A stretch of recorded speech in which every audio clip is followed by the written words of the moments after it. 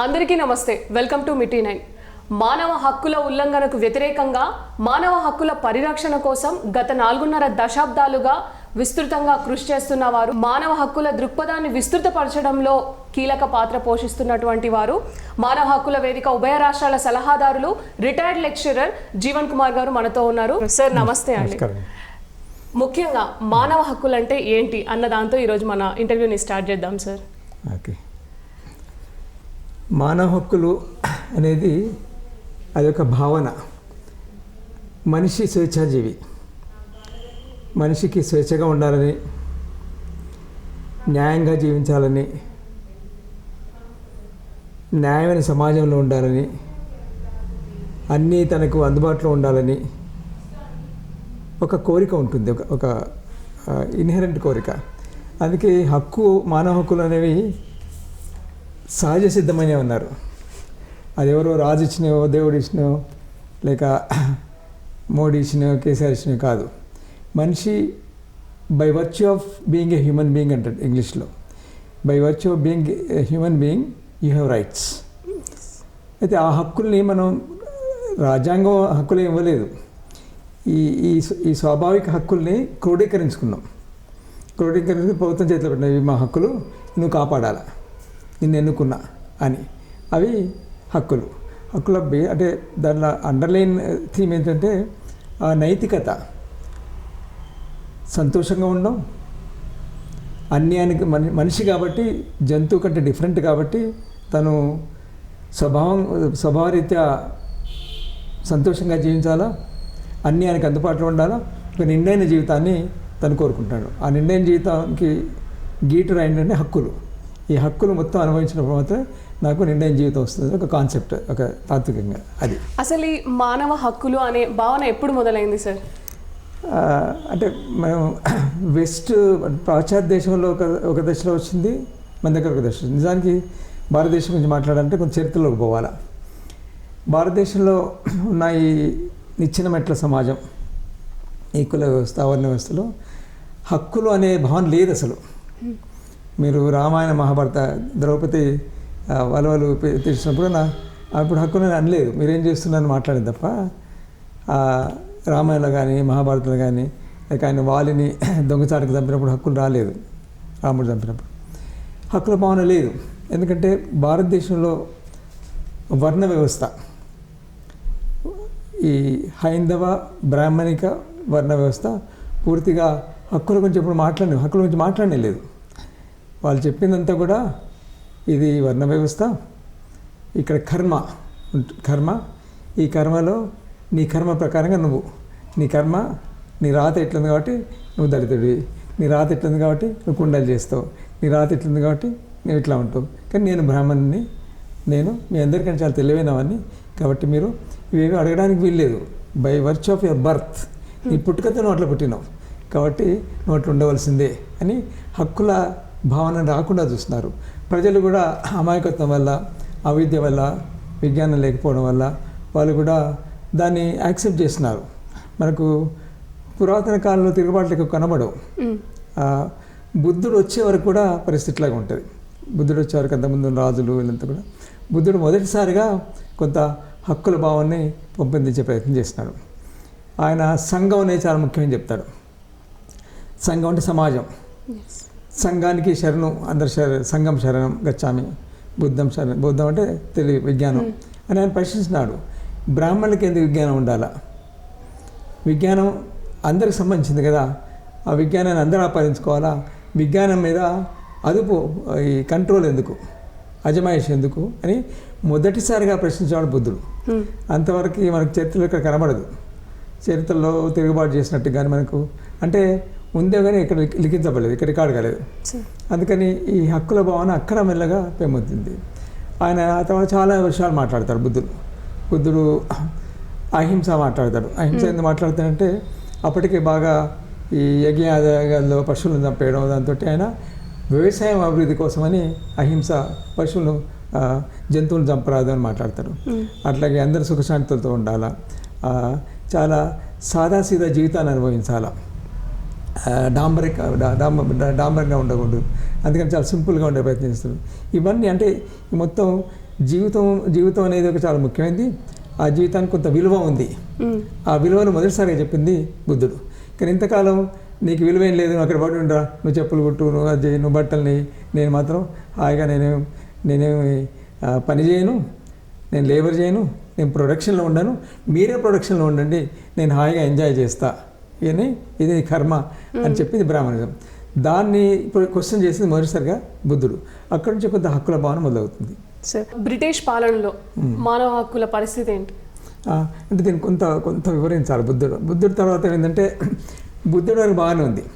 Buddhism చాలామంది accept చేస్తున్నారు. మీరు చూస్తే అశోకుడు మారుతాడు, మీకు బుద్ధ సీరియల్ చూస్తే చాలా విషయాలు చేస్తారు. చాలామంది రాజులు మారిపోతారు, దొంగలను మారుస్తాడు, రిఫార్మిస్ట్గా తయారవుతాడు ఆయన. కానీ కొద్దిగా ఆయన చనిపోయిన తర్వాత కొంతకాలం బుద్ధిజం ఉంటుంది. దాని తర్వాత మళ్ళా హైందవం ఓవర్టేక్ చేసి మెల్లమెల్లగా ఇంగ్లీష్లో అప్రాప్రియేట్ అంటారు, ఆ బుద్ధిజాన్ని మెల్లమెల్లగా దాంట్లో ఇమిడించుకుంటుంది. దాంతో కొంతకాలం బుద్ధిజం కనుమరుగైపోతుంది. తర్వాత మళ్ళీ మనకు ఎప్పుడంటే శైవం వచ్చిన తర్వాత కొంత మొదలవుతుంది. శైవం పూర్తిగా బ్రాహ్మణిజానికి హిందూయిజం వ్యతిరేకంగా వచ్చింది. హిందూయిజం కాదు, శివుడు, శైవ భక్తి, శైవ ఆరాధన, శివుడు ఆరాధన. ఓకే. శివుడు మామూలుగా శ్మశానంలో ఉంటాడు. శివుడి ఏమంటారు దాన్ని, సత్యాగ్రహం చేయడం, శివుడి కోసం బతకడం. శివుడు కూడా బ్రాహ్మణులే, గుళ్ళు ఏంది, ఎవరైనా పోవచ్చు శివుడి దగ్గరికి. శివుడి దగ్గర ఏం బార్ లేదు, ఏం అడ్డు లేదు, దళితుడు రావచ్చు, వెనుకబడ్డవాడు రావచ్చు. అట్లా శైవ అది కొంత వచ్చింది. దాన్ని కొంత ప్రాపగేట్ చేస్తాను. దాని తర్వాత మళ్ళీ ఇట్లా వచ్చిన తర్వాత చివరికి భక్తి ఉద్యమం వస్తుంది. భక్తి ఉద్యమంలో కబీర్ దాసు, తర్వాత మొల్ల, మన తెలుగులో మొల్ల, తర్వాత వీళ్ళంతా అంటే నా జీవితం దేవుడి కోసమే, నేను మతాలను నమ్మను, కులాన్ని నమ్మను, బ్రాహ్మణిజం కాదు, నేను వివాహం చేసుకుంటా ఉంటాను. మొదటిసారి ఒక మహారాష్ట్ర స్త్రీ, నేను వివాహం చేసుకోను, కన్యగా ఉంటా, నా జీవితాన్ని భక్తి కోసం అంకితం చేసేది. ఆ భక్తి ఉద్యమం అట్నే కబీర్ దాసు, సూర్దాసు వీళ్ళంతా కూడా ఈ దోహాలు రాస్తూ ప్రజలను చైతన్యం చేసిండ్రు. బ్రాహ్మణిజం సరైనది కాదు, బ్రాహ్మణులు మొత్తం వర్గాల విడదీసిండ్రు, కాదు, మనుషులందరూ సమానంగా, పుట్టుకతో సమానంగా, కాబట్టి సమానంగా ఉండాలా, ఈ సమానత్వం సంపాదించాలి, భక్తి ఉద్యమం కూడా మాట్లాడు. ఇట్లా దీని తర్వాత మీకు పూలే వస్తుంది. మధ్య కొంత గ్యాప్ వస్తుంది. మళ్ళీ గ్యాప్ వచ్చినప్పుడు దాని తర్వాత పూలే వస్తాడు. పూలే వచ్చిన తర్వాత ఆయన మొదటిసారిగా హక్కులని మాట్లాడతాడు. విద్య అనేది హక్కు, ఆ విద్య అందరికీ అందుబాటు కావడం, స్త్రీ చదువుకోవాలా, అట్లా అదే సమయంలో అంబేద్కర్ రావడం, ఇట్లా హక్కుల భావన పెంపొందించింది. సార్, హక్కుల గురించి మాట్లాడడం ఒకవైపు అయితే, మన దేశానికి స్వాతంత్రం వచ్చి 75 సంవత్సరాలు అయింది.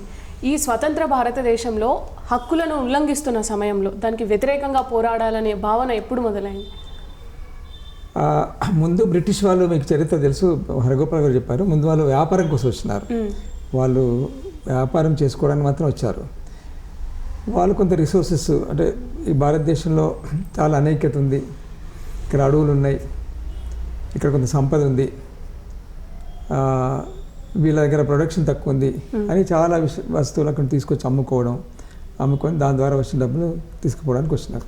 అట్లా వచ్చిన తర్వాత వాళ్ళు ఇట్లా కాదు, ఇక్కడ అధికారం చేజిక్కోవడం చాలా సులభం అని వాళ్ళు మెల్లగా అధికారంలోకి వచ్చినారు.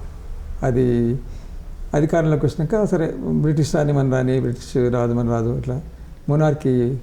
అప్పుడు తీవ్ర నిర్బంధం, అంటే భారతదేశంలో దీన్ని అభివృద్ధి చేస్తా, వీళ్ళంతా చాలా అనాగరికంగా ఉన్నారు అని రైల్వే లైన్ల కోసం అడవులు నరకడం, అట్లాగే ఫ్యాక్టరీలు పెట్టే ప్రయత్నం చేయడం, తర్వాత నేను రాజు, నా కింద మీరు పడి ఉండాలా అని ఒక రకమైన బానిసత్వంలోకి మనుషులను నెట్టేసినప్పుడు ప్రజల్లో తిరుగుబాటు వచ్చింది. మొదటి తిరుగుబాటు మీకు తెలుసు, 1857లో మొదటి తిరుగుబాటు, సిపాయి తిరుగుబాటు అని పేరుంది, ఇండియన్ మ్యూటినీ అంటారు. దాన్ని తీవ్రంగా చేసినారు.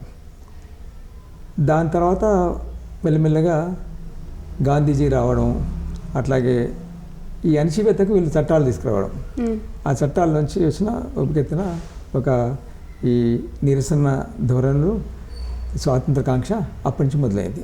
మన భారత రాజ్యాంగంలో మానవ హక్కులు ఉన్నటువంటి ప్రాధాన్యత ఏంటి? భారత రాజ్యాంగంలో పార్ట్ 3లో భారత రాజ్యాంగం చాలా పెద్ద పుస్తకం, ఇక్కడ ఉంది చాలా పెద్ద పుస్తకం, ఒక 500 పేజీలు ఉంటాయి. చాలా ముఖ్యమైనది దాంట్లో. అలా చాలా ఉంటాయి. అధ్యక్షుని, సర్పంచ్ని ఎట్లా ఎన్నుకోవాలి మొదలుకెళ్ళి ప్రైమ్ మినిస్టర్ని ఎట్లా ఎన్నుకోవాలి ప్రెసిడెంట్. కానీ దానిలో ముఖ్యంగా అంబేద్కర్ గారు బాగా ఫోకస్ చేసింది హక్కుల మీద ఫోకస్ చేసినాడు. పార్ట్ 3 ఆఫ్ కాన్స్టిట్యూషన్ ఎందుకు చేసినాడంటే కొంత నేపథ్యం చెప్పాలి దీనికి. అంటే భారతదేశానికి స్వాతంత్రం వచ్చిన తర్వాత ఈ రాజ్యాంగ కమిటీ, దానిలో ముఖ్యంగా అంబేద్కర్ దేశం అంతా తిరిగినాడు. అప్పటికే ఆయనకు సమాజంలో చాలా అనుభవాలు ఉన్నాయి. సమాజాన్ని మొత్తం వీక్షించినప్పుడు వాళ్ళకి చాలా కనబడి, ఒకటి ఏంటంటే సమాజంలో ఆల్రెడీ బ్రిటిష్ వాళ్ళ కాలేజీలో స్కూల్లో చదువుకొని ఎడ్యుకేటెడ్ అయి ఉద్యోగాల్లో ఉన్న బ్రాహ్మణ వర్గం ఉంది, మధ్యతరగతి ఉంది. అట్లాగే బ్రిటిష్ వాడికి తర్వాత అడుగులు వచ్చి ఈయన ఫ్యూడల్ ఉన్నాడు, భూమి అంతా వాళ్ళ చేతిలో ఉంది. మధ్యతరగతి రైతు ఉన్నాడు, పట్టణవాసులు ఉన్నారు, అడవులు ట్రైబల్స్ ఉన్నారు, వివిధ భాషలు అంటే ఈ లింగ్విస్టిక్ మైనారిటీస్ ఉన్నారు. గ్రామానికి పట్టణానికి మధ్య చాలా గ్యాప్ ఉంది. అన్నిటికంటే చాలా కడుహీనంగా అంటే ఊరికి దూరంగా మనుషులు నీడబడ్డానికి వీల్లేదు. ఆ రోజులో ఒక దళితుడు నడుస్తుంటే వెనుక మెళ్ళ గంట కట్టుకున్నాడు. వాళ్ళ కేరళలో కొన్ని ప్రాంతాల్లో చీపురు కట్టుకుంటే ఆ చీపురు ఆ అడుగును ఊడ్చుకుంటూ పోవాలి. దళితుడు గంట కట్టుకుంటే దళితుడు వస్తుంది తెలిసి తలుపులు తీయరు. అటువంటి సమాజం. ఈ సమాజంలో ఇంత నికృష్టంగా బతుకుతున్న బతుకులు మనకు స్వరాజ్యం వస్తున్నది, స్వతంత్రం వస్తుంది. ఈ స్వతంత్రం వచ్చినాక వీళ్ళు ఎట్లా బాగుపడాలా, వీళ్ళు అభివృద్ధి కావాలంటే, ఈ వివక్ష దూరం కావాలంటే ఏం చేయాలి దానికి అని ఆయన లేదు. మళ్ళీ ఆయన అప్పుడే అనుకోలేదు మొత్తం ఏదో బ్రహ్మాండమైన జరుగుతుంది అనుకోలేదు. దీంట్లో గాంధీజీ అన్నాడు లేదు కాంగ్రెస్ పార్టీని రద్దు చేయాలన్నాడు, వీళ్ళు చేయలేదు.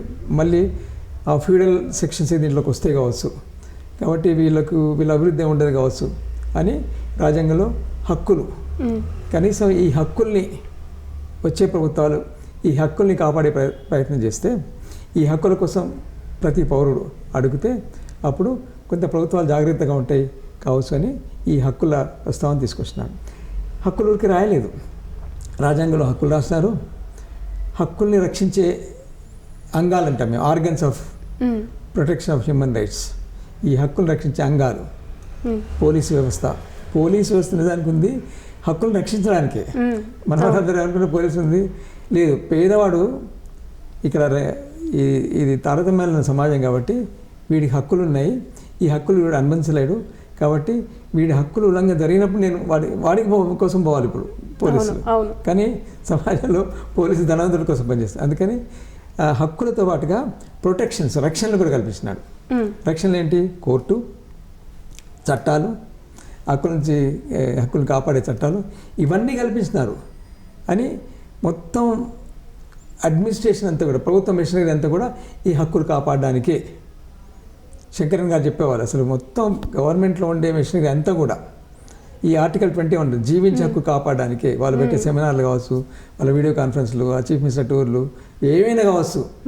ఆయన ఎప్పుడు ఏం చెప్పామంటే అటెండర్ నుంచి, ప్రభుత్వంలో అటెండర్ నుంచి చీఫ్ మినిస్టర్ దాకా, అంటే ప్రభుత్వం ఎగ్జిక్యూటివ్ అంటారు, ఐఏఎస్ ఆఫీసర్లు అయిపోయి మొత్తం. అట్లాగే మామూలు సర్పంచ్ అంటే ఎన్నికే వ్యవస్థలు, సర్పంచ్ నుంచి పై దాకా వీళ్ళందరి పని కూడా ఈ జీవించే హక్కును కాపాడడం, వేరే ఏమీ లేదు. దీనికోసం కాలేజీ చెప్పేవాడు, దీనికోసం ఇది మన రాజ్యాంగం. దీనికోసం ప్రతి పౌరుడు ఈ దేశంలో ఉండే భిక్షగాడి నుంచి ధనవంతుల వరకు అందరు పన్ను కడుతున్నారు. మీరు ఒక రూపాయి పెట్టి బొట్టు బిల్ల కొన్నారనుకో ఒక అమ్మాయి, లేక ఒక బీడీ కట్ట, దాంట్లో 14 పైసలు పన్ను. ఒక భిక్షగాడు 3 రూపాయలు పెట్టి సబ్బు కొంటే దానిలో 74 పైసలు గవర్నమెంట్ అంటే పన్ను. ఈ పన్నులు, ఈ ట్యాక్స్లను కూడా ప్రభుత్వానికి ఇస్తున్నాం. ప్రభుత్వానికి కాలేజీ ఎప్పుడు చెప్పి ప్రభుత్వానికి ఇచ్చి నీకు ఇస్తున్నాను రా, నీకు చేపిస్తున్నాం, నీకు కుర్చీ ఇస్తున్నాం, హాయిగా అన్ని కల్పిస్తున్నాం, నీ పని అంతా కూడా నన్ను చూసుకోవడానికే, నా హక్కును కాపాడడానికే. కాబట్టి మీరెవ్వరు కూడా ఏదో మనకు దయతో ఇస్తున్నారు అనుకోవద్దు అని చెప్పేవాడు కాలేజీ. ఇది హక్కుల భావన. అందుకని ఆయన ఎప్పుడు చెప్పేవాడు, వాడిని గల్లా పెట్టి అడిగే అధికారం నీకే ఉంది అని చెప్పాడు. అంటే ఇదంతా హక్కుల ఫ్రేమ్వర్క్లో. అయితే ఆయన రాజ్యాంగంలో హక్కులు మాత్రమే రాయలేదు, హక్కులకు సంబంధించిన ప్రొటెక్షన్స్, తర్వాత ఈ ప్రొటెక్షన్స్ వైలేట్ అయినప్పుడు ఏం చేయాలా, న్యాయస్థానాలు, అవి కాకుండా ఇంకా అడిషనల్గా కమిషన్లు, తర్వాత క్రమక్రమంగా న్యాయస్థానాలను కూడా అంత దూరం పోలేని వాళ్ళకు కమిషన్లు, human rights commission, state human rights commission, national human rights commission, ఇవన్నీ ఈ ప్రొటెక్టివ్ ఆర్గన్స్ అంటారు, ఇన్స్టిట్యూషన్స్ అంటారు. ఈ ఇన్స్టిట్యూషన్స్ అన్నీ కూడా ప్రభుత్వం పెట్టింది. ఇవన్నీ బాధ్యత ఏ కమిషన్, మహిళా కమిషను, తర్వాత బాలల commission, minority commission, SC commission, Lokayukta, high court, ఏ కోర్టు, వీటన్నిటి పని కూడా, ఈ సంస్థలన్నిటి పని కూడా ఈ మనిషి యొక్క హక్కును కాపాడడం మాత్రమే ఇది. అందుకని ఈ మొత్తం వ్యవస్థ నిర్మించినారు. ఈ వ్యవస్థలో హక్కులు కాపాడుకుంటూ మనిషి పూర్తిగా నిండైన జీవితాన్ని జీవించాలా, రిసోర్సెస్ ఆయనకు అందుబాటులో ఉండాలా. అంబేద్కర్ చాలా సింపుల్గా చెప్తాడు, మనిషికి నీకు హక్కు ఉంది అనగానే అయిపోలేదు. చెట్టు కింద కూర్చొని నాకు హక్కు ఉంది అంటే కాదు, ఏదో ఇన్ని నీళ్ళు నల్ల నీళ్ళు తాగి ఏదో అది దీని కాదు, గౌరవంగా జీవించాలనేది హక్కు అనేది. అంటే గౌరవంగా జీవించడానికి హక్కులు తోడ్పడాలి. గౌరవంగా అంటే ఏంది, డిగ్నిఫైడ్ లైఫ్ అంటారు. గౌరవంగా అంటే నేను గౌరవంగా జీవించాలంటే నేను మనుషులుగా నీ బాంచని కాలముక్త కాదు, నీ తింటాను తెలంగాణ కాదు, నేను గౌరవంగా జీవించాలా. నేను గౌరవంగా జీవించాలంటే నాకు విద్య కావాలా, విద్యకు నాకు వెసులుబాటు ఉండాలి, అప్రోచ్ యాక్సెసిబిలిటీ ఉండాలి, అందుబాటులో ఉండాలి. విద్య అయిన తర్వాత ఉద్యోగం కావాలి నాకు. ఉద్యోగం లేకుంటే నేను వ్యాపారం చేసుకోవాలి, కొంత ఆర్థిక సాయం కావాలా. అట్లాగే నాకు భూమి ఉంటే నీళ్లు కావాలా, భూమి ఉంటే నీళ్ళు ఉంటే నాకు ఎరువులు కావాలా, నాకు భూమి లేకుంటే భూమి కావాలా. తర్వాత ఇవన్నీ ఉన్న తర్వాత నేను అమ్ముకోండి మార్కెట్ కావాలా. ఇవన్నీ ఉన్నప్పుడు మాత్రమే మనిషి తన జీవించే హక్కును అనుభవించగలడు. దీన్ని కాపాడే బాధ్యత ప్రభుత్వం అంది. ఇంత పెద్ద అంటే దీనికి ఇంత పెద్ద స్టోరీ ఉంది. మామూలుగా అందరూ గవర్నమెంట్ మాకు సబ్సిడీ ఇస్తుంది, అది ఇస్తుంది కాదు. ఇవన్నీ ఉన్నప్పుడు మాత్రమే మనిషి ఒక నిండైన జీవితాన్ని జీవిస్తాడు. ధైర్యంగా, గౌరవంగా, అవును నేను కూడా మనిషినే అని జీవిస్తాడు. అది హక్కుల భావనకు సంబంధించింది. సార్, అంటే నిజంగా మీరు అన్నట్టు ఎంతో కష్టపడితేనే రాజ్యాంగంలో అవన్నీ వచ్చాయి. నిజంగా అంటే ఆ వ్యవస్థ అంతా కూడా ఈ హక్కుల్ని కాపాడడానికే ఉంది అని మీరు చెప్పారు. అవి నిజంగా హక్కులు కాపాడబడుతున్నాయా? 70 సంవత్సరాలు అయింది కదా మనకు స్వతంత్రం వచ్చి, ఇప్పటికీ హరించబడుతున్నాయి మాక్సిమం అని అనిపిస్తుంది. మీరేమంటారు? అంటే బ్రిటిష్ సామ్రాజ్యం టైంలో ఏమైందో కొంత మీరు అడిగారు కాబట్టి కొంత చెప్తాను. బ్రిటిష్ మెల్లగా ప్రొటెస్ట్ మొదలు తర్వాత వాళ్ళు కూడా నియంత్రించడానికి అంటే వాయిస్ని, అంటే వాళ్ళ గొంతు నొక్కడానికి రకరకాల చట్టాలు తీసుకొచ్చినారు. ముందుగా డిఫెన్స్ ఆఫ్ ఇండియా రూల్స్ తీసుకొచ్చారు. దాని తర్వాత రౌలట్ యాక్ట్, అప్పటికే కొంత నిరసనలు మొదలైనవి. రౌలట్ యాక్ట్ తీసుకొచ్చినారు. రౌలట్ యాక్ట్కి వ్యతిరేకంగా బాగా పెద్ద నిరసన అయితే దాని మీద కాల్పులు జరిపినారు జలియన్వాలా బాగ్లో. ఇట్లా చాలా చట్టాలు, చాలామంది జైల్లో పెట్టడం, ఓపెన్గా ఫ్లాగింగ్ అంటే హంటర్లతో కొట్టడం, పురుషులు దాదాపు ఒక 3000 మందిని ఉరిదీస్తున్నారు బ్రిటిష్ టైంలో. ఇట్లా ట్రయల్ లేకుండా ఉరిదీయడం. ఇంత నిర్బంధం కొనసాగింది. తర్వాత ఫ్రీడమ్ వచ్చింది. సరే, ఫ్రీడమ్ గాంధీ వల్ల వచ్చిందా లేక భగత్ సింగ్, పెద్ద చర్చ. కానీ మొత్తానికి గాంధీ మాస్ను కలిసినాడు, ఆ మేరకు ఒప్పుకోవచ్చు మనం. అది ఇట్లా ఫ్రీడమ్ వచ్చిన తర్వాత అప్పుడు అనుకున్నాం మనం ఈ రాజ్యాంగం రాసుకొని, లేదు మాకు రాజ్యం వచ్చింది కాబట్టి ఇది ఒక ప్రజాస్వామికంగా ఉండాలా, శ్రేయో రాజ్యం ఉండాలి, వెల్ఫేర్ స్టేట్ ఉండాలా, తర్వాత పీపుల్స్ రిప్రజెంటేటివ్ అంటే ప్రజాప్రతినిధులు, ప్రజలు ఎన్నుకున్న ప్రజలు ఇక్కడ కూర్చొని ఈ రాజ్యాన్ని ప్రభుత్వాన్ని పరిపాలించాలన్నారు. మేము హక్కుల భాషలో ప్రభుత్వాన్ని రాజ్యం అంటాం, రాజులు పరిపాలించలేక దీన్ని స్టేట్ అంటారు. స్టేట్ అంటే ప్రభుత్వం అన్నట్టు. అది అట్లా చేసుకొని మనం రాజ్యాంగం తెచ్చుకున్న తర్వాత సరే కొంతగా నెహ్రూ వచ్చినాడు, చాలా సంతోషించినాం. ఎందుకంటే నెహ్రూ కొంత రేషలిస్టు, ఆయన హేతువాది. నెహ్రూ దేవుడు నమ్మలేదు. ఆయన ఎప్పుడు నాగార్జున సాగర్ అది ఫౌండేషన్ స్టోన్కి వచ్చినప్పుడు ఆయన ఇక్కడ నుంచి అయినాను, అక్కడ కొబ్బరికాయ పెడితే వాళ్ళ పేరు తిట్టినాడు, నేను కొబ్బరికాయ కొట్టిన తెలియదు కింద పెట్టినా అని. ఆయన హేతువాది. కొంత సామ్యవాద భావజాలం ఉన్నవాడు. భావజాలం రష్యా మోడల్ని చూసినాడు. కొంత రష్యా మోడల్ని అనుకరించాలి, ఎందుకంటే రష్యాలో అప్పటికి బాగా డెవలప్ అవుతుంది తర్వాత అని ఆయన ఆ మోడల్లో పంచవర్ష ప్రణాళికలు మొదలుపెట్టినారు. దాంట్లో ప్రయారిటీస్ ఇస్తున్నారు. మొదలు అగ్రికల్చరు, తర్వాత ఇండస్ట్రీ, తర్వాత స్మాల్ స్కేల్ ఇండస్ట్రీ, ఇట్లా ఒక్కొక్క 5 ఏళ్లలో చేసినారు. ఇవన్నీ చేసినారు అనుకోండి. కానీ చేస్తున్న క్రమంలో అప్పటికి కూడా ఆయన అనుకున్నట్టుగా సాధించాలి. ఎందుకంటే గవర్నమెంట్లో ఫ్యూడల్ సెక్షన్స్ ఉన్నాయి, క్యాపిటలిస్ట్ శక్తులు బయట ఉన్నాయి. వీళ్ళందరినీ కాదని ఎవరూ పాలించలేడు. అవును. వాళ్ళని కొద్దిగా బుజ్జగించుకోవాలా, వాళ్ళకి అనువైన పాలసీస్ తయారు చేయాలి. అట్లా టాటా బిర్లాలు నేను డామినేట్ చేయడం ఇట్లా మొదలుపెట్టిన క్రమంలో తప్పకుండా ఆయన కూడా నిర్బంధ చట్టాలు ప్రవేశపెట్టే ఆలోచన వచ్చింది ఆయనకు. స్వాతంత్రం వచ్చిన మొదట్లోనే అదే బ్రిటిష్ వాడు పెట్టిన డిఫెన్స్ ఆఫ్ ఇండియా రూల్ను చాలా ఖచ్చితంగా వాళ్ళు డిఆర్ అంటారు, దాన్ని పాటించినారు. కాశ్మీర్లో కొంత నిరసన వచ్చినప్పుడు ఫరూక్ అబ్దుల్లా ప్రధానమంత్రి, ఆయన కాశ్మీర్కి ప్రధానమంత్రి అరెస్ట్ చేసినారు. అరెస్ట్ చేసి 9 ఏళ్ళు జైల్లో ఉన్నాడు ఆయన, డిఆర్. ఎవ్వరు మాట్లాడలేదు, ఒక రామ్మోహన్ మనోహర్ లోహియా తప్ప. అంటే అప్పటి నుంచే ప్రభుత్వానికి వ్యతిరేకంగా మాట్లాడితే, అట్లాగే నిరసన తెలిపితే దాన్ని అణచివేయాలా అనే ఒక భావన అప్పటి నుంచే మొదలైంది. అంటే రాజ్యాన్ని వ్యతిరేకించడం, స్టేట్ని వ్యతిరేకించడం పౌరుడు చేయకూడదు. నువ్వు వెంట బట్టలు అడుక్కో, కానీ నువ్వు నిరసన రాదు, నువ్వు అడుక్కో, నువ్వు ఒక ఉద్యమం రూపంలో ఆ భావనలు చెప్పొద్దు అనే ఒక భావన అప్పటి నుంచే ఉంది. అందుకని చాలా అంటే ప్రభుత్వాలు ప్రజా వ్యతిరేక విధానాలు తీసుకొచ్చినప్పుడు కూడా ప్రజలకు వ్యతిరేకించే హక్కు లేదా సార్? ఉంది, హక్కు ఉంది. అదే కదా మనం చెప్పే రాజ్యాంగంలో మీకు పార్ట్ 1లో మొదటి 5 ఆర్టికల్ 12 నుంచి మొత్తం అన్ని స్వేచ్ఛకు సంబంధించినవి. స్వేచ్ఛ, మీటింగ్ పెట్టుకునే స్వేచ్ఛ, భావ ప్రకటన స్వేచ్ఛ, రాసుకునే స్వేచ్ఛ, పాటలు పాడే స్వేచ్ఛ, అట్లాగే డిస్క్రిమినేషన్, ఇట్లా మొత్తం వివక్ష, విద్యా హక్కు, మత హక్కు, ఇవన్నీ దాంట్లో ఇంకేమంటారు, ఇవన్నీ వయలేట్ అయినప్పుడు నాకు కోర్టుకు పోయే హక్కు కూడా ఉంది దాంట్లో. 34లో నేను కోర్టుకు వెళ్ళేసి నా హక్కు వయలేట్ అయింది, నువ్వు కాపాడు అని సుప్రీంకోర్టు దాకా పోవచ్చు. ఇవన్నీ ఉన్నాయి.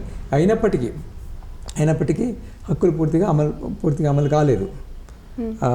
బ్రిటిష్ పాలన అసలే కాలేదు, తర్వాత ఈ పాలనలో కూడా ఆ హక్కులు సరిగ్గా కాలేదు. ఏదో కొంతమేరకు అభివృద్ధి కోసమని వాళ్ళు పనిచేస్తున్నారు. అభివృద్ధి క్రమంలో ఏంది, చాలా డిస్ప్లేస్మెంట్ అయింది. భారీ ప్రాజెక్టులు, బాక్రానంగలు, పెద్ద పెద్ద ప్రాజెక్టులు, దాంట్లో చాలామంది భూములు కోల్పోయినారు, చాలా ఫారెస్ట్ నాశనం ఉంది. ఇవన్నీ జరిగినాయి. ఇవన్నీ కూడా హక్కుల మూలంగానే.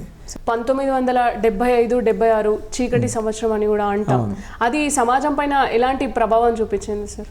అదే అంటే అట్లా వచ్చిన ప్రభుత్వం ఇందిరాగాంధీ అధికారంలోకి వచ్చింది. ఇందిరాగాంధీ అధికారంలో వచ్చిన తర్వాత కూడా అంటే ఆమె కూడా సరిగా పాలించలేకపోయింది. ఎందుకంటే అప్పటికే కొంత మెల్లమెల్లగా IMF రావడం మొదలుపెట్టింది.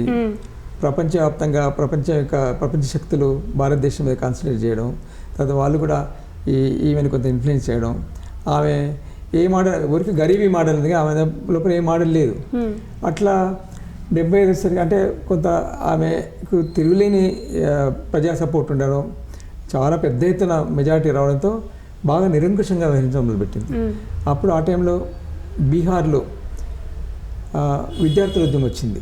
దానికి జయప్రకాష్ నారాయణ నాయకత్వం వహించి అవినీతి వ్యతిరేకంగా, తర్వాత సమసమాజం కావాలా, సోషలిస్ట్ పార్టీ జార్జ్ ఫెర్నాండోజులంతా ఆ ఉద్యమంలో జయప్రకాష్ నారాయణ ముందుండి బాగా విద్యార్థులు కదిలించినాడు. లాలు నితీష్ కుమార్ వీళ్ళంతా ఆయన శిష్యులే. ఇప్పుడున్న సోషలిస్ట్ అంతా జయప్రకాష్ శిష్యులే, చాలా గొప్పవాడు జయప్రకాష్ నారాయణ.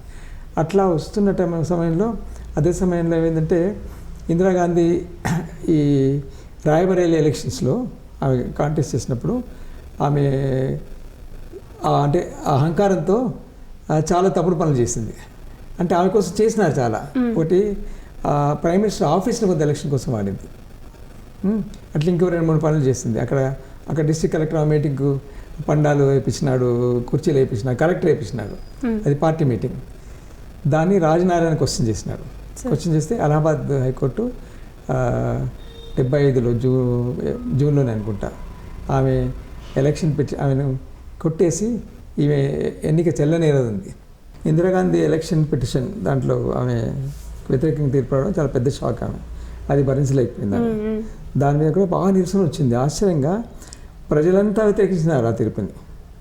ప్రజలంతా అంటే ప్రజలు పిచ్చిగా ఫాలోవర్స్, ఇప్పుడు కేసీఆర్ మోడీ ఫాలోవర్స్ అట్లా.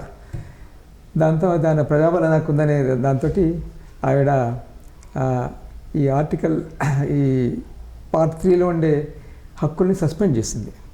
ప్రాథమిక హక్కులు ఉంటారు వాటిని సస్పెండ్ చేసి ఇంటర్నల్ ఎమర్జెన్సీ అంటారు. ఇంటర్నల్ అంటే అత్యవసర పరిస్థితి, అంత ఇంటర్నల్గా లోపల అంటే ఎమర్జెన్సీ 2 ఉంటాయి. ఎక్స్టర్నల్ థ్రెట్, బయట నుంచి ప్రమాదం ఉన్నప్పుడు, అంటే పక్క దేశాలు కానీ ఎవరైనా యుద్ధానికి వచ్చినప్పుడు లేక వస్తున్న ప్రమాదం వచ్చినప్పుడు ఎమర్జెన్సీ ప్రకటిస్తారు, అత్యవసర పరిస్థితి. కానీ ఇంటర్నల్ కూడా లేదు ఎప్పుడు. ఈయన కొత్తగా ఆమె అడ్వైజర్స్తో కొత్తగా ఒక పదాన్ని కనుక్కొని ఇంటర్నల్ ఎమర్జెన్సీ డిక్లేర్ చేసింది. ఇంటర్నల్ ఎమర్జెన్సీ డిక్లేర్ చేసి చేయగానే ఆ రోజు రాత్రి కొన్ని వేల మందిని అరెస్ట్ చేస్తున్నారు, వేల మంది. అప్పటికే నక్సలైట్ ఉద్యమం ప్రారంభమైంది. నక్సలైట్ సింపథైజర్స్ని, రైటర్స్ని, జర్నలిస్ట్ని, జయప్రకాష్తో సహా కొన్ని వేల మంది, దాదాపు మా దగ్గర లెక్క ప్రకారంగా ఆ ఒక్కరోజే 36,000 మందిని అరెస్ట్ చేస్తున్నారు. జైలు నిండిపోయినాయి.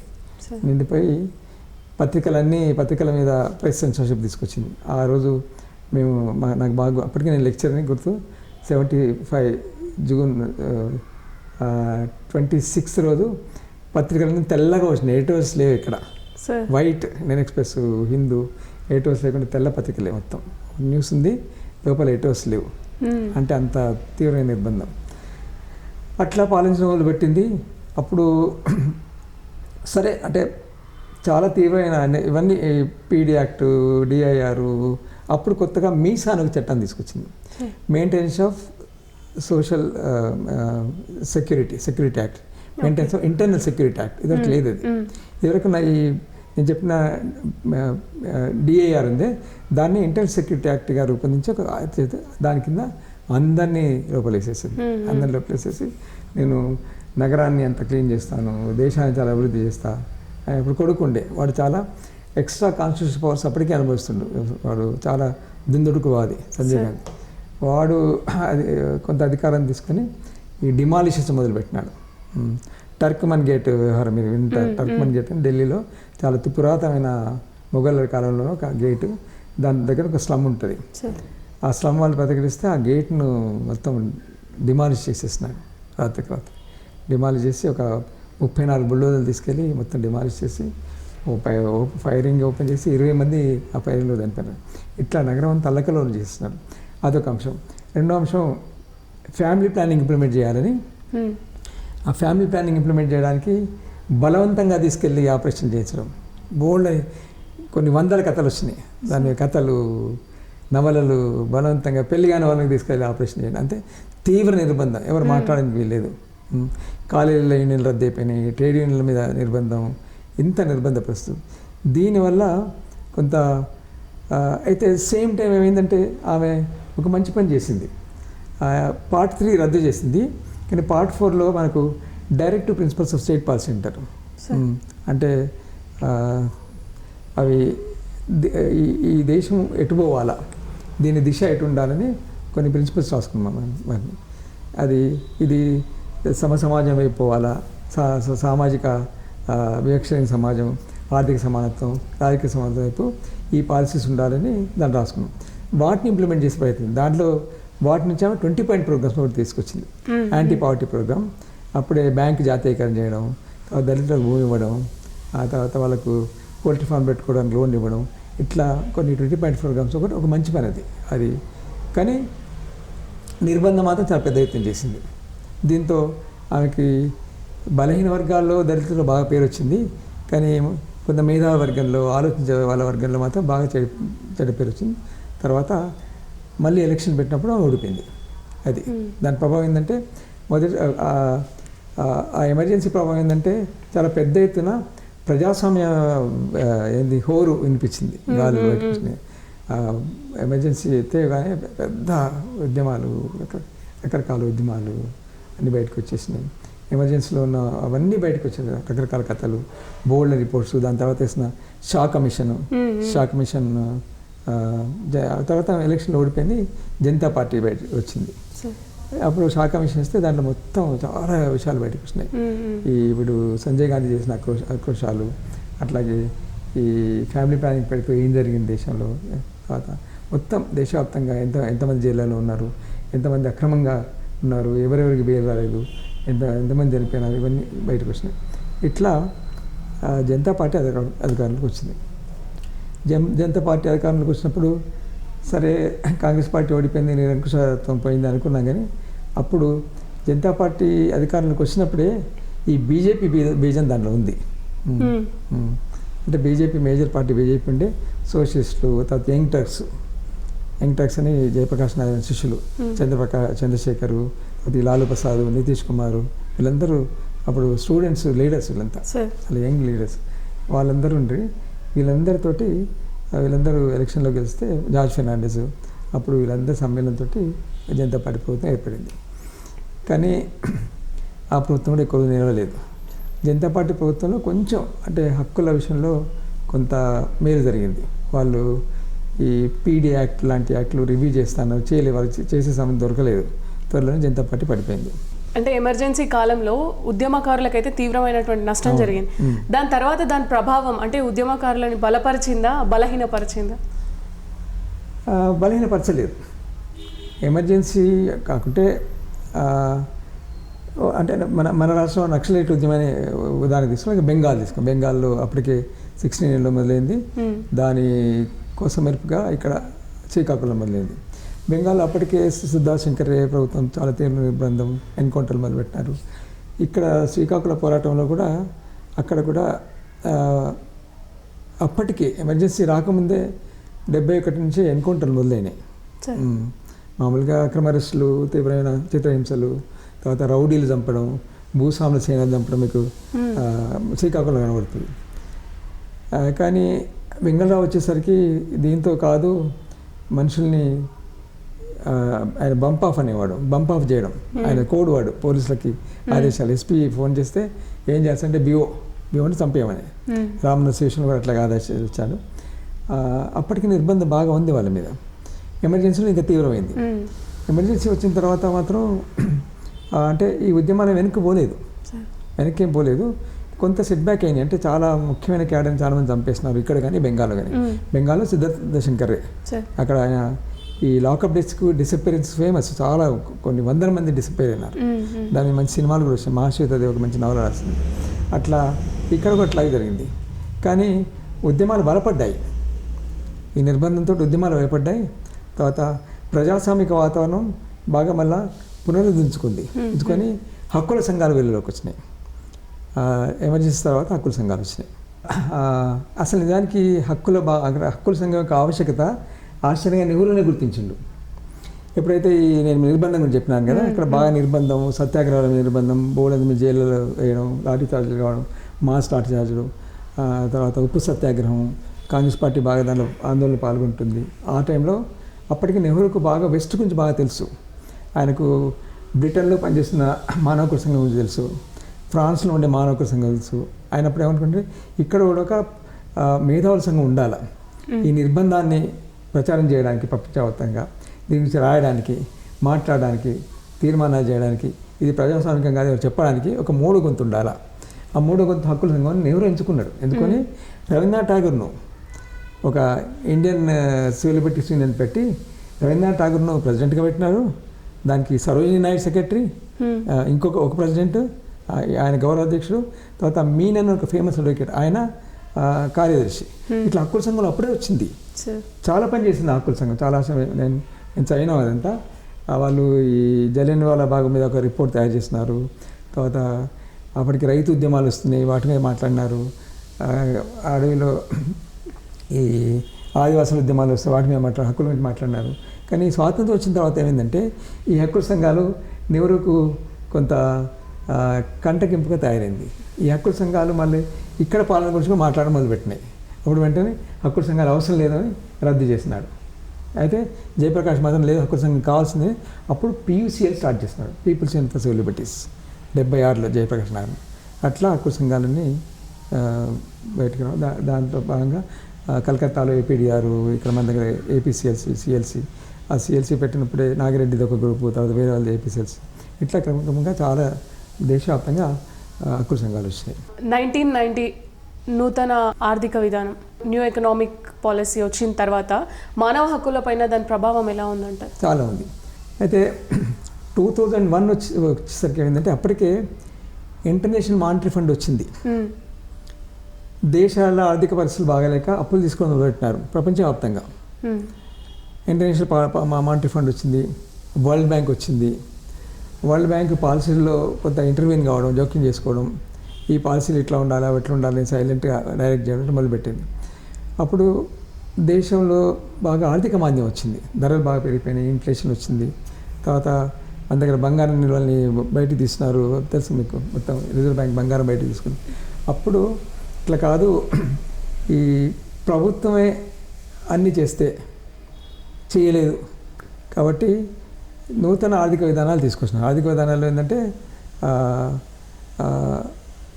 ప్రభుత్వం ఉంటుంది కానీ ఈ సమాజంలో ప్రైవేట్ వ్యక్తులు ఉంటుంది కాబట్టి ప్రజల అవసరాలు ప్రైవేట్ వాడు కూడా చూడాలి, ప్రభుత్వం అన్ని చూడదు అని మార్కెట్ క్రియేట్ అయింది. మార్కెట్ ఉంటుంది, ఈ మార్కెట్ అంటే వాణిజ్యపరమైన మార్కెట్, ఈ మార్కెట్ వస్తువులు తయారు చేస్తుంది, ఈ మార్కెట్ రకరకాల ఉత్పత్తులు చేస్తుంది. అవసరమైన వాళ్ళు కొనుక్కుంటారు, లేని వాళ్ళు కొనుక్కోరు, ప్రభుత్వం జోక్యం దాంట్లో ఉండదు, మార్కెట్ ఇష్టం, ధరల మీద నియంత్రణ ఉండదు. అట్లాగే ఈ మార్కెట్లో చాలా ముఖ్యమైన అంశం, మార్కెట్ అనేది సమాజాన్ని నిర్దేశిస్తుంది.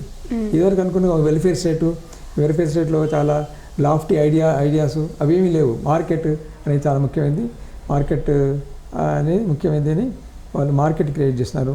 దాంట్లో ఈ నూతన ఆర్థిక విధానాలు దాంట్లో చాలా సడలింపులు చేస్తున్నారు, స్ట్రక్చరిజం చాలా.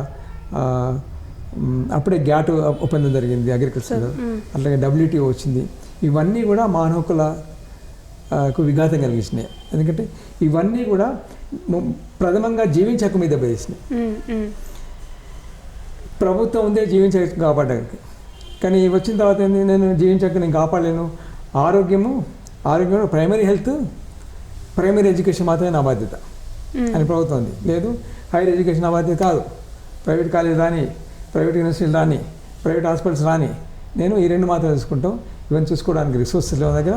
తర్వాత కార్పొరేట్ వ్యవసాయం రాని, నాకు అభ్యంతరం లేదు, చిన్న రైతులు కాపాడే ప్రయత్నం చేస్తాను, ఏదో ఎరువులో కొంత సబ్సిడీ ఇస్తాను, కానీ నేను మాత్రం ప్రభుత్వం మాత్రం బాధ్యత కాదు. మార్కెట్ ఉంటుంది, ఆ మార్కెట్లో కాంపిటీషన్, ఈ మార్కెట్లో సత్తా గలవాడే ఆ మార్కెట్తో పోటీపడి సరుకులు తయారు చేసుకుంటాడు, అమ్ముకుంటాడు. ఇట్లా చాలా దానికి పెద్ద స్టోరీ ఉంది. దిగుమతి మీద ఆంక్షలు, లిబరలైజేషను, ఎగుమతి మీద ఆంక్షలు, వాడికి పన్ను లేదు, మనం ఎగుమతి చేస్తే వాడు పన్ను తీసుకున్నాడు. ఇట్లా ఈ మొత్తం ప్రాసెస్ అంతా కూడా పూర్తిగా మనుషుల జీవించే హక్కు మీద దెబ్బతీసింది. జీవించే హక్కు కాకుండా బాగా నిరుద్యోగం పెరిగిపోయింది, ప్రైవేటైజేషన్ పెరిగిపోయింది, పబ్లిక్ సెక్టర్ మీద దెబ్బపడింది. పబ్లిక్ సెక్టర్ ప్రభుత్వాల రంగంలో ఉన్న సంస్థలు కొన్ని నష్టాల్లో ఉన్నాయి, కానీ చాలా లాభాలు నడుస్తాయి. కానీ ఇవన్నీ కూడా మనం నడపలేము. వెనుపడిన దేశాలు అంటే మూడో ప్రపంచ దేశం పోయి మొత్తం ఆ పెట్టుబడి అంతా అక్కడికి వచ్చి వాడు మొత్తం టోటల్గా ఫ్రీ, ఏమీ లేవు. నీకు భూమి కావాలా తీసుకో, నీకు పవర్ కావాలా తీసుకో, సబ్సిడీ ఇస్తావు, నీకేం కావాలంటే పెట్టుకో, మాకు ఫ్యాక్టరీ పెట్టుకో అని. ఇట్లా మొత్తం ప్రపంచ పెట్టుబడి వచ్చేసి మొత్తం ఈ దేశీయ పెట్టుబడి మీద డామినేట్ చేయడం. అట్లాగే దీంతో భాగంగా ప్రజలు, సన్నకారు రైతులు, చిన్న రైతులు, స్మాల్ ఎంటర్ప్రైనర్స్, అట్లాగే పౌరులు వాళ్ళ జీవించే హక్కుకు పెద్ద భంగం జరిగింది. పౌరులు చాలా కష్టపడాల్సి వచ్చింది, ఉద్యోగాలు లేవు, ఫ్యాక్టరీలు క్లోజ్ అవుతున్నాయి. ఇది దాని ప్రభావం ఇప్పటికీ కంటిన్యూ అవుతూనే ఉంది. గత 8 ఏళ్లుగా బీజేపీ ఈ దేశాన్ని పరిపాలిస్తుంది, అనేక మార్పులు వచ్చాయి. ఇవి పురోగమనం అనుకోవచ్చా, తిరోగమనం అనుకోవచ్చా? అంటే ఒక ప్రజాస్వామ్యవాదిగా, ఒక హక్కుల కార్యకర్తగా, నేను మార్క్సిస్ట్ ఏం కాదు, అంటే మార్క్సిస్ట్ అయినాను, నేను మాత్రం తిరోగమనం అనుకుంటున్నాను. ఎందుకంటే చాలా ఆరోగ్యకరంగా ఉన్న సమాజం, దాంట్లో కొంత లొసులు ఉంటే ఉండొచ్చు, దాన్ని బాగు చేసే బదులు మళ్ళీ ఆ సమాజాన్ని పూర్తిగా వైదిక సమాజం వైపు తీసుకుపోతుంది. ఎందుకంటే హిందుత్వ భావన అనేది బాగా మనుషులు చూపిస్తున్నారు. ఈ బీజేపీకి సంబంధించిన RSS, బజరంగ్ దళ్, రకరకాల శక్తులు అదంతా కూడా ఈ దేశం మనది, ముస్లిం ఇక్కడ వాడు కాదు, క్రిస్టియన్ మతం ఇక్కడిది కాదు, భారతదేశం హిందువులది మాత్రమే, కాబట్టి వాళ్ళు అనుగుణంగా ఉండాలా, మన చెప్పు చేతల్లో ఉండాలి ఈ దేశం. ఆ భావన తీసుకొచ్చి వాళ్ళకు ఎప్పుడు రాస్తా ఒక దగ్గర వాళ్ళకి అధికారం ఒకటే కాదు, అధికారంలోకి రావడం కాదు, కానీ ఈ హిందుత్వ భావన, ఒక హిందూ స్టేట్, హిందూ రాష్ట్రాన్ని చేయాలా అనే ఒక భావన వాళ్ళ బలంగా ఉంది. అది చాలా భయంకరమైంది. అధికారం అంటే ప్రజలు ఓడగొడతారు కావచ్చు, కానీ ఈ హిందూ భావన మెదడులో చూపించడం అనేది చాలా భయంకరం. ఆయన అన్నట్టుగానే మనందరూ ఊహించినట్టుగానే అది వచ్చేసింది. మధ్యతరగతి పూర్తిగా భావనలోకి పోయింది. ముస్లింలు అంటే ఒక ఇతర మతస్థుల్ని అసహించుకునే ఒక ధోరణి, వాళ్ళని దూరంగా పెట్టే ధోరణి, వాళ్ళని డిఫరెంట్గా పెట్టే ధోరణి, వాళ్ళ పండుగలను, వాళ్ళ జీవన విధానాన్ని అంతా అసహించుకోవడం, మనమే చాలా గొప్ప, తెలుగు పండుగలే చాలా గొప్ప అని, హిందువుల పండుగలే గొప్ప అని ఒక ప్రదర్శన. ఇది పెద్ద ఎత్తున ప్రభుత్వం చేస్తుంది, ప్రభుత్వం దాన్ని ప్రోత్సహిస్తుంది. అట్లాగే బయట ఉండే అన్ని సంఘాలు చేస్తుంది. ఇది మేమనుకునేది ఇది ఒక హిందువులకు అంటే ముస్లింలకు, క్రిస్టియన్లకు, మైనారిటీలకు ప్రమాదకరం కాదు. ఈ ప్రజాస్వామ్యానికి, భారతదేశంలో ఉండే ప్రజాస్వామ్యానికి ప్రమాదకరం. అందుకని ప్రజాస్వామ్య శక్తులను ఏకమై దీన్ని వ్యతిరేకించవలసింది. దీంట్లో ఏమవుతుందంటే దీంతో పాటుగా మేము చూసేది నిర్బంధం బాగా పెరుగుతుంది. కొత్త కొత్త చట్టాలు వస్తాయి. ఈయన వచ్చిన తర్వాత కాశ్మీర్ తీసినట్టు రద్దు చేసినాడు. ఒక ప్రత్యేక చట్టం తీసుకొచ్చి కాశ్మీర్ దీనిలో కలిపేస్తుందని చెప్పినాడు. అట్లాగే పాత పోటా టాడా రద్దయినాయి. నాసా ఇదివరకు ఉండే నేషనల్ సెక్యూరిటీ యాక్ట్, తర్వాత పోటా నాసా ఇదివరకు ఉండే టెర్రరిస్ట్ యాక్ట్లో రద్దయిన అంశాలను కూడా నాసాలు పెట్టి బలోపేతం చేస్తున్నారు. నేషనల్ సెక్యూరిటీ యాక్ట్ దానికి ఒక ప్రత్యేకమైన అంగం, దానికి ఒక ప్రత్యేకమైన ఒక పోలీసు, వాళ్ళు ఎవరికి జవాబుదారి కాదు. జిల్లా ఎస్పీని అడిగే అవసరం లేదు, జిల్లా ముఖ్యమంత్రితో సంబంధం లేదు, ఎవరినైనా ఎక్కడైనా అరెస్ట్ చేస్తూ ఏమైనా కేసు పెట్టు. అంత భయంకర నిర్బంధం దీనివల్ల వస్తుంది. అంటే ఎందుకంటే ఈ మొత్తం సమాజంలో బాగా చర్నింగ్ చేసేసి మామూలుగా చర్నింగ్ అంటాం మనం, దాన్ని చిలకడం సమాజాన్ని బాగు చేయడానికి చేస్తాం. మార్క్స్లో వాడతారు మనం. కానీ ఈ చర్నింగ్ వల్ల పూర్తిగా హిందువులను వేరు చేసి ఇతర వాళ్ళని వేరు చేస్తున్నారు. దీంట్లో నిరసనలు వస్తాయి. ఇట్లా ప్రజాస్వామిక ఒప్పుకోరు. దీన్ని అంచడానికి రకరకాల చట్టాలు తీసుకొస్తున్నారు. ఇది చాలా భయంకరమైంది. దీనివల్ల ప్రజలు చాలా ఇబ్బంది పడుతున్నారు. ప్రజలు పూర్తిగా చెప్పలేకపోతుండొచ్చు. కానీ ఈయన చేపట్టిన పాలసీలు ఏమైనా, ఆ నోట్ల రద్దు కావచ్చు, తర్వాత ఏదైనప్పటికీ కూడా ఏవి కూడా ప్రజలు అప్రిషియేట్ ఏం చేయలేదు. ఏవో చాలా చెప్పినాడు, నేను నల్లదని తీసుకొస్తాను. కానీ ఈ సేమ్ టైం ఏమైందంటే ఈ ప్రభుత్వంలో ఇంకొక ఆస్పెక్ట్ ఏంటంటే మొదటిసారిగా ఇదివరకు కూడా క్యాపిటలిజం కొంత ఉంది, క్యాపిటలిస్ట్కి ప్రాముఖ్యత ఇస్తున్నారు. కానీ ఇప్పుడు పూర్తిగా కార్పొరేట్ రంగాలకి ప్రాముఖ్యత. ఈ పాలసీలన్నీ కూడా కార్పొరేట్ రంగానికి దోహదకరంగా ఉన్నాయి. అట్లాగే కార్పొరేట్ రంగం చాలా బలపడుతుంది. మేము ఎప్పుడు జోక్గా అంటుంటాం ఎప్పుడు అసలు ఈ దేశాన్ని ప్రైవేట్ వాడికి అప్పచెప్తే అయిపోద్ది కదా, ఏ అంబానీకో అదానికో అని. అంటే ఆ పరిస్థితి తీసుకుపోతుంది. ఇది చాలా ప్రమాదకరం, ఇది సరైనది కాదు. అయితే ఇప్పుడు ఇవన్నీ డ్రామాలు. ఇప్పుడు ఏదో 75 ఏళ్ళ స్వాతంత్రాన్ని పండుగ చేసుకోవడం, ఆయన ఏదో చేస్తుంది, ఈయన ఏదో చేస్తుంది. దానికి మేము అనుకునేది అంటే మనలాంటి వాళ్ళు ప్రజాస్వామిక ఏమనుకోవాలి, ప్రభుత్వాలు నిజాయితీ ఉంటే ఈ 75 ఏళ్ళు ఏం జరిగింది సమీక్షించుకోవాలి. ఎక్కడ లోటుపాట్లన్నీ, గ్యాప్స్ ఏమైనా ఉంటే సరి చేసుకోవాలంటే ఏం చేయాలా అని అందరిని అడగాల, ప్రజలను అడగాలి. కాకుండా ఊరికే జెండాలు ఇచ్చి తిరగండి, జై కొట్టండి, బంగ్లాలకి ఇంటి చుట్టూ జెండాలు కట్టుకోండి అనేది అది ఒక పండుగ. ప్రజలకు తెలియదు పండుగ అనుకుంటున్నది. అంటే ఆ భావన ఇది మన దేశం. అట్లా వచ్చినప్పటి నుంచి కూడా ఈ దేశాన్ని నేనే రక్షిస్తున్నా, పాకిస్తాన్ నుంచి రక్షించిన, రేపు చైనా వాడు వస్తుండు అని మొత్తం మీడియాని చేతిలో పెట్టుకుని ఈ భయాలు కల్పించి ప్రజల్లో ఒక అభద్రతా భావం, అయ్యో మన దేశం ఒకటి పోతుంది కాబట్టి మన జెండా పట్టుకోవాలా, ఇది మన దేశం అని. ఎంత అన్యాయం అంటే ప్రతి ముస్లిం జెండా పట్టుకొని తిరుగుతుండే బజార్లో. ఎందుకంటే జెండా పట్టుకోకుంటే ఆయన అక్యూజ్ చేస్తారు కావచ్చు అని. సల్మాన్ ఖాన్ లాంటి వాళ్ళు, పెద్ద పెద్ద అమీర్ ఖాన్ లాంటి వాళ్ళు జెండా ఉత్సవాలు పాల్గొన్నారు. ఎందుకంటే వాళ్ళ మీద ఆల్రెడీ వాళ్ళు ప్రతిసారి నేను ముస్లిం కాదు, నేను భారతీయనే, ముస్లిం భారతీయనే, ప్రతి నేను ముస్లిం అని ప్రూవ్ చేసుకునే పరిస్థితి వచ్చింది. అటువంటి పరిస్థితి తీసుకొస్తుండ్రు. ఇది సరైనది కాదు. ఈ జెండా పండుగను మేము పెద్ద విమర్శిస్తున్నాం. ఈ జెండా పండుగ నిజంగా సరే పండుగ చేసుకుందాం మనం, కానీ ఏ పండుగ చేసుకుందాం? ఈ అంబేద్కర్ ఇచ్చిన రాజ్యాంగం ఏంది, ఆ రాజ్యాంగంలో ఏమున్నాయి, ఆ రాజ్యాంగాన్ని మార్చే ప్రయత్నం ఎందుకు చేయాల్సి వస్తుంది, తర్వాత దాంట్లో అంశాలు ఏంటి, దాంట్లో ఉండే గ్యాప్స్ ఏంటి, అవన్నీ పూరించుకొని ఏం చేద్దాం అనే విషయం మనం సమీక్షిస్తున్నాం. 75 ఏళ్ళలో స్వాతంత్రం ముందు ఎట్లా ఉండే, తర్వాత ఎట్లా ఉండే, కాంగ్రెస్ పార్టీలో ఏమైంది, ఇప్పుడు ఏమైంది, అవన్నీ పూరించుకొని మనం అభివృద్ధి అయిపోవాలి. కానీ ఇట్లా పోలరైజ్ చేసి ఓట్ల కోసం, అధికారం కోసం, తర్వాత అన్నిట్లో ఇది అంటే కేంద్రీకరణ అంటారు. ఫెడరల్ స్ట్రక్చర్ నాశనం చేస్తుంది. ఫెడరల్ అంటే రాష్ట్రాలకు కొన్ని హక్కులు ఉంటాయి, కేంద్రానికి కొన్ని హక్కులు ఉంటాయి. ఈ హక్కులు మొత్తం కూడా తినేసే ప్రయత్నం చేస్తున్నారు. తర్వాత ఈ ప్రజాస్వామిక వ్యవస్థలన్నీ నిర్వీర్యం చేస్తున్నారు. కార్మిక చట్టాలు మార్చేస్తున్నారు. 44 కార్మిక చట్టాలు 5 కోట్లుగా పెట్టినారు. ఏమీ లేదు, మొత్తం అంతా పూర్తి తీవ్ర సైలెంట్ నిర్బంధాన్ని ప్రవేశపెడుతుండ్రు. ఇది సరైనది కాదు. ఇప్పటికైనా ప్రభుత్వాలు మేల్కొనాలా. అట్లాగే ఇవన్నీ ఇట్లా ఉంటే మళ్ళీ రాష్ట్ర ప్రభుత్వాలు కూడా వాళ్ళు ప్రత్యేకంగా చట్టాలు చేసుకుంటారు. నేను చాలా చట్టాల గురించి చెప్పాను.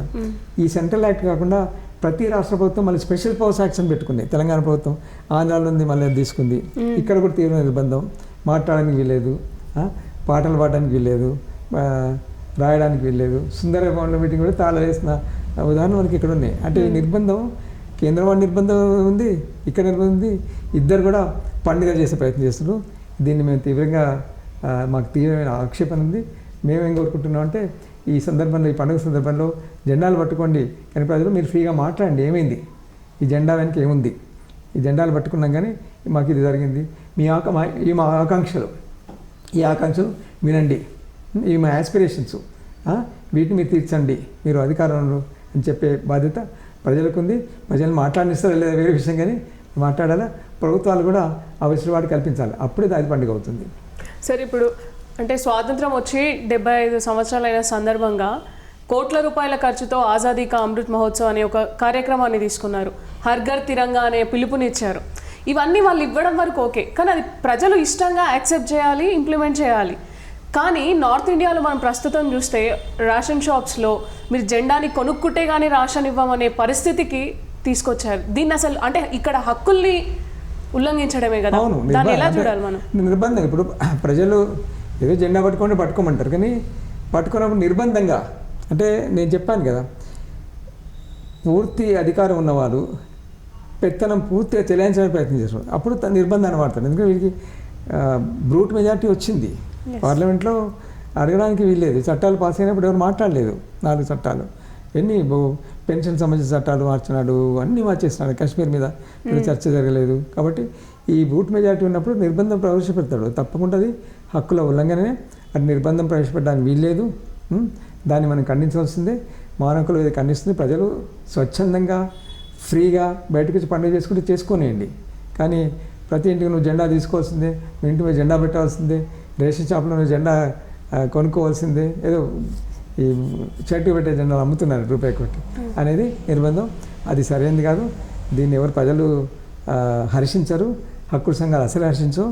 ఇది సరైనది కాదని నేను భావిస్తున్నాను. రైట్ సార్, మీ వాల్యుబుల్ టైంని మాకు స్పెండ్ చేసి మానవ హక్కుల గురించి చాలా సుదీర్ఘ సమయం పాటు మీరు తెలియజేశారు. అట్లానే దేశంలో ఉన్నటువంటి పరిస్థితులు ఏంటి, దాన్ని ఎలా ఎదుర్కోవాలి అనే అనేక విషయాలని చెప్పినందుకు మిటీ 9 నుండి మీకు ధన్యవాదాలు తెలియజేస్తాను. Thank you sir.